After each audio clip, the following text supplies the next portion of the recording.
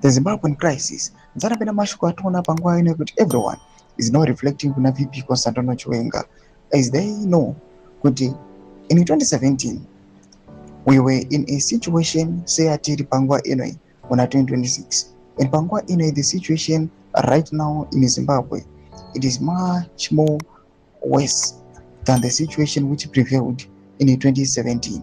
Zisarapinda mashoko anobuda panguva ino yatoona kuti as people they are looking forward kuna VP Constantino Chiwenga to take action.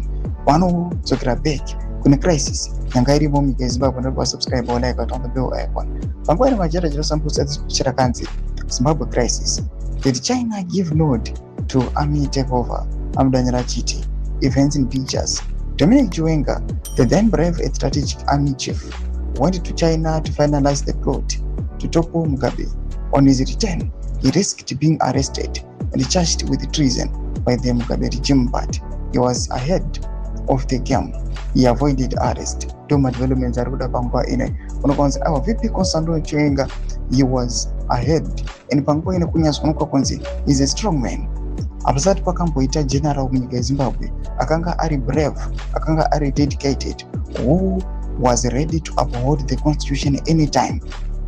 Panguva ine kuri kunoka kuti in Zimbabwe right now we are lacking such leaders, we are lacking such generals, we are lacking such commanders who can stand by the people, who can stand by the constitution.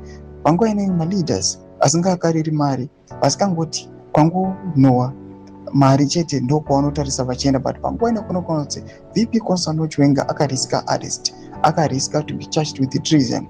Panguva ine people they are looking forward to him kuti general ngavaite action, general ngavaite plan, ngavarangarire mazuva awa emuna 2017. That same spirit must engulf them in such a way that they could implement the same panguva ino munyika yeZimbabwe. Mboti mafungiro enyu muri kudi pamusoro pechitiko ichi nemadevelopments awa ari kuitika munyika yeZimbabwe. Bina comment section medu zofungiro enyu, subscribe or like, wachinotaura on the bell icon.